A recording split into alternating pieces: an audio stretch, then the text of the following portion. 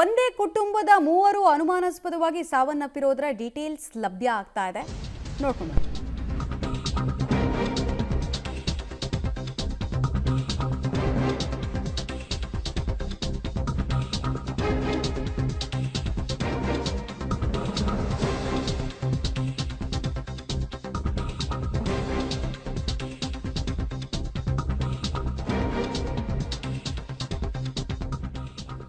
ನೋಡಿ, ಒಂದೇ ಕುಟುಂಬದ ಮೂವರ ಸಾವು. 1 ತಿಂಗಳ ಹಿಂದೆ ಮಗನಿಗೆ ಮದುವೆ ಮಾಡಲಾಗಿರುತ್ತೆ.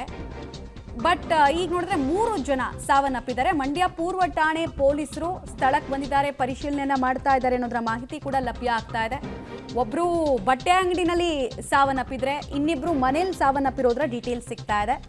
ಮಂಡ್ಯದ ನೆಹರು ನಗರದಲ್ಲಿ ಆಗಿರುವಂತಹ ಘಟನೆ ಇದು. ತಂದೆ ಪ್ರಭಾಕರ್, ತಾಯಿ ಕೂಡ ಸಾವನ್ನಪ್ಪಿದ್ದಾರೆ, ಮಗ ಕೂಡ ಸಾವನ್ನಪ್ಪಿರೋದು ಈಗ ಅನುಮಾನಕ್ಕೆ ಕಾರಣ ಆಗ್ತಾ ಇದೆ. ಇದು ಆತ್ಮಹತ್ಯೆನ, ಕೊಲೆನ, ಯಾವ ಕಾರಣಕ್ಕೆ ಈ ರೀತಿ ಎಕ್ಸ್ಟ್ರೀಮ್ ಸ್ಟೆಪ್ಪನ್ನು ಕುಟುಂಬ ತೆಗೆದುಕೊಳ್ಬೇಕಾಯ್ತು, ಒಂದು ವೇಳೆ ಆತ್ಮಹತ್ಯೆ ಅಂದರೆ ಅನ್ನೋ ಪ್ರಶ್ನೆ ಸಹಜವಾಗಿದೆ. 1 ತಿಂಗಳ ಹಿಂದೆ ಮಗನ ಮದುವೆ ಆಗಿತ್ತು ಅನ್ನೋದು ಮಾತ್ರ ಈ ಕುಟುಂಬಕ್ಕೆ ಸಂಬಂಧಪಟ್ಟಂತೆ ಸಿಗ್ತಾ ಇರುವ ಲೇಟೆಸ್ಟ್ ಅಪ್ಡೇಟ್.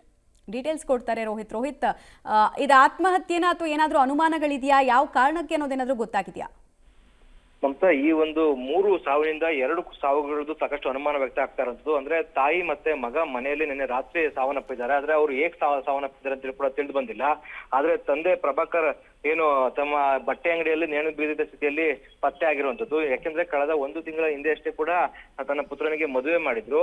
ಆ ನಿಟ್ಟಿನಲ್ಲಿ ಏಕಾಏಕಿ ಈ ರೀತಿಯಾದಂತ ಸಾವನ್ನಪ್ಪಿರುವಂತದ್ದು ಸಾಕಷ್ಟು ಅನುಮಾನವನ್ನು ಕೂಡ ವ್ಯಕ್ತ ಆಗ್ತಾ ಇದೆ. ಸದ್ಯ ಇದೀಗ ಮಂಡ್ಯ ಪೂರ್ವ ಪೊಲೀಸ್ ಠಾಣೆಯವರು ಪೊಲೀಸರು ಇಲ್ಲಿ ಬಂದು ಪರಿಶೀಲನೆ ಕೂಡ ನಡೆಸ್ತಾ ಇದ್ದಾರೆ. ಅಂದ್ರೆ ಒಂದ್ ಕಡೆ ತಂದೆ ಸಾವು ಏಕಾಯ್ತು, ಜೊತೆಗೆ ಮನೆಯಲ್ಲಿ ಇಬ್ಬರ ಸಾವು ಅನುಮಾನಾಸ್ಪದವಾಗಿ ಯಾಕೆ ಸತ್ತು ಹೋಗಿರುವಂತದ್ದು ಮತ್ತೆ ಯಾವ ಕಾರಣಕ್ಕಾಗಿ ಸಾವನ್ನಪ್ಪಿದ್ದಾರೆ ಅನ್ನೋದನ್ನು ಕೂಡ ಪರಿಶೀಲನೆ ನಡೆಸ್ತಾ ಇರುವಂತದ್ದು. ಮಮತಾ, ರೈಟ್, ಧನ್ಯವಾದ ತಮ್ಮೆಲ್ಲ ಮಾಹಿತಿಗಾಗಿ.